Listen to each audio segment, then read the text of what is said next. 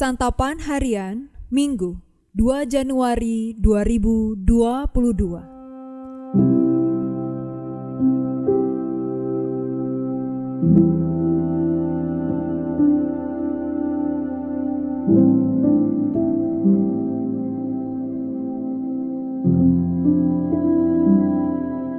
Inilah program Santapan Harian, sebuah program yang mengajak Anda menelusuri isi Alkitab, agar Anda menemukan makna firman Tuhan sesuai dengan konteksnya. Santapan Harian tertuju bagi Anda yang ingin memiliki kehidupan rohani yang segar, kuat, dan sigap.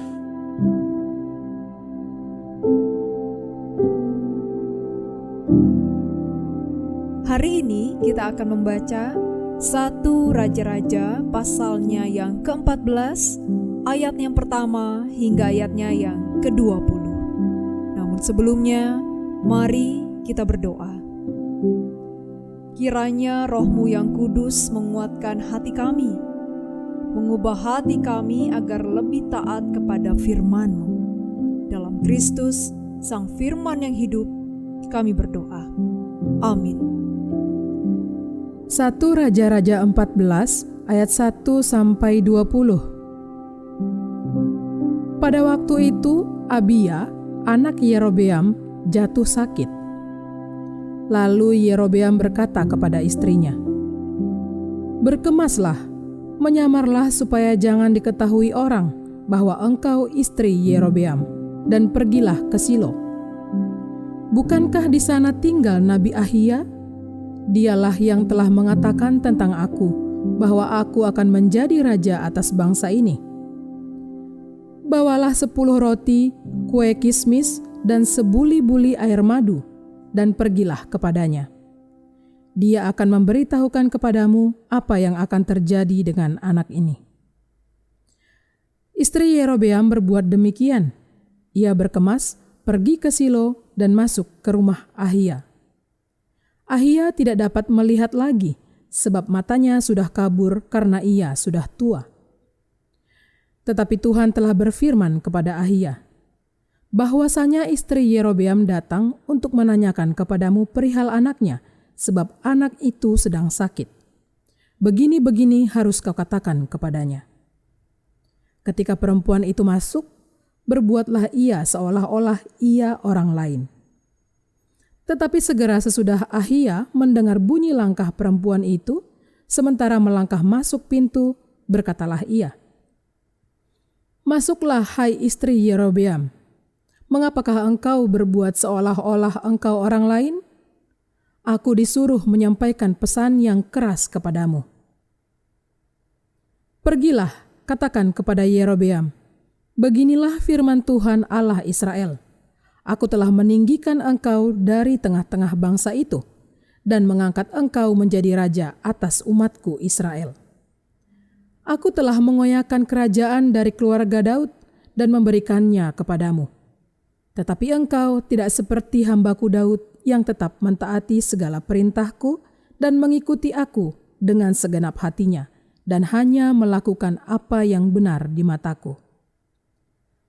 Sebab engkau telah melakukan perbuatan jahat lebih dari semua orang yang mendahului engkau dan telah membuat bagimu Allah lain dan patung-patung tuangan, sehingga engkau menimbulkan sakit hatiku, bahkan engkau telah membelakangi aku.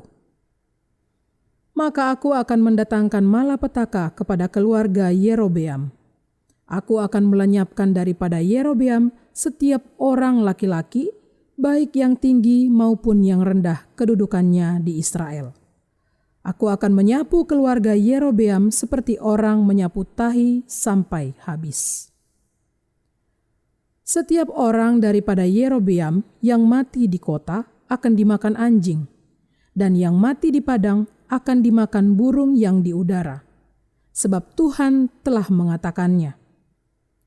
Tetapi bangunlah dan pulang ke rumahmu. Pada saat kakimu melangkah masuk kota, anak itu akan mati.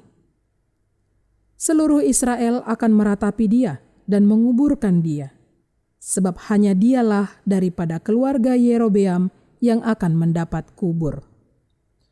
Sebab di antara keluarga Yerobeam hanya padanyalah terdapat sesuatu yang baik di mata Tuhan, Allah Israel.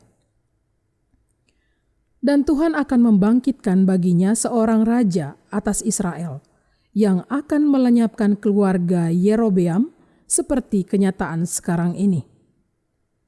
Kemudian Tuhan akan menghajar orang Israel sehingga tergoyah-goyah seperti gelagah di air, dan ia akan menyentakkan mereka daripada tanah yang baik ini yang telah diberikannya kepada nenek moyang mereka. Ia akan menyerahkan mereka ke seberang sungai Efrat sana, oleh karena mereka telah membuat tiang-tiang berhala mereka, dan dengan demikian menyakiti hati Tuhan. Ia akan lepas tangan terhadap orang Israel oleh karena dosa-dosa yang telah dilakukan Yerobeam dan yang mengakibatkan orang Israel berdosa pula. Sesudah itu bangkitlah istri Yerobeam dan pergi, lalu sampailah ia ke Tirza. Pada saat ia masuk melangkahi ambang pintu rumah, matilah anak itu. Mereka menguburkannya, dan seluruh Israel meratapi dia sesuai dengan firman Tuhan yang diucapkannya dengan perantaraan hambanya, Nabi Ahia. Selebihnya dari riwayat Yerobeam, bagaimana ia berperang dan bagaimana ia memerintah, sesungguhnya semuanya itu tertulis dalam kitab sejarah raja-raja Israel. Lamanya Yerobeam memerintah ada 22 tahun. Kemudian ia mendapat perhentian bersama-sama dengan nenek moyangnya. Maka anaknya menjadi raja menggantikan dia.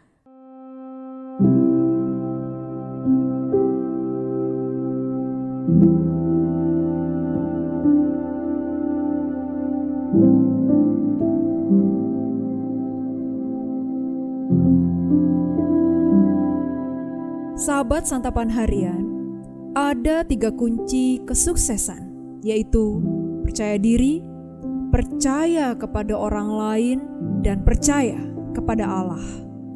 Nabi Ahia menubuatkan kehancuran dinasti Yerobeam dan kerajaan Israel. Sebagai pemimpin, Yerobeam telah menuntun rakyat terperosok ke dalam dosa. Hal ini terjadi karena ia tidak percaya diri, tidak percaya kepada Allah dan juga orang lain. Ketika Yerobeam masih menjadi pegawai Salomo, Nabi Ahia sudah menubuatkan bahwa ia akan menjadi raja atas 10 suku Israel. Proses seseorang menjadi raja adalah perbuatan Allah, bukan kemampuan manusia. Itu sebabnya Nabi Ahia menyebutkan bahwa Yerobeam menjadi raja karena Allah. Yerobeam selalu merasa tidak aman. Ia tidak percaya bahwa Allah mengangkatnya menjadi raja atas Israel. Ia tidak percaya pada kasih Allah. Ia juga tidak percaya pada dukungan rakyatnya. Hal itu tampak dalam tindakannya menyuruh istrinya menemui Nabi Ahia sambil menyamar. Ia tidak ingin orang lain mengetahui bahwa ia meminta petunjuk kepada nabi yang kini menentangnya. Ia takut citra dan wibawanya jatuh bila rakyatnya mengetahui ia meminta bantuan kepada Nabi Allah. Bisa jadi ia juga takut Nabi Ahia akan menolaknya jika tahu istrinya lah yang datang. Yerobeam hendak meminta petunjuk Nabi Ahia berkenaan dengan kondisi anaknya, Abia.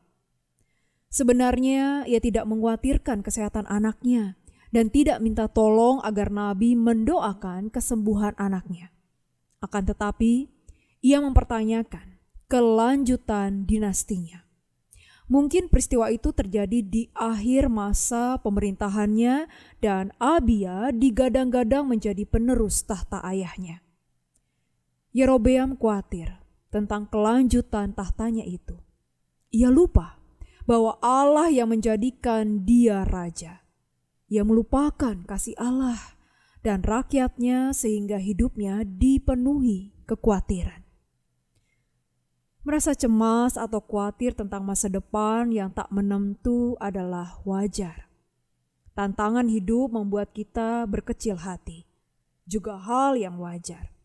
Namun, itu semua bukan alasan untuk berhenti percaya pada kebaikan Allah yang hadir dalam kebaikan sesama dan kemampuan diri.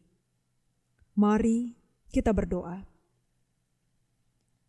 Allah Bapa, kami menghadap Engkau dengan perasaan terdampar dalam laut lepas. Hidup terasa terombang-ambing dan penuh kekhawatiran. Masa depan kami semakin jauh dan tak terlihat mata. Kini kami datang, menghaturkan hati kami yang sesak ke dalam tangan-Mu. Kami percaya bahwa Engkau telah menyediakan yang terbaik bagi masa depan kami.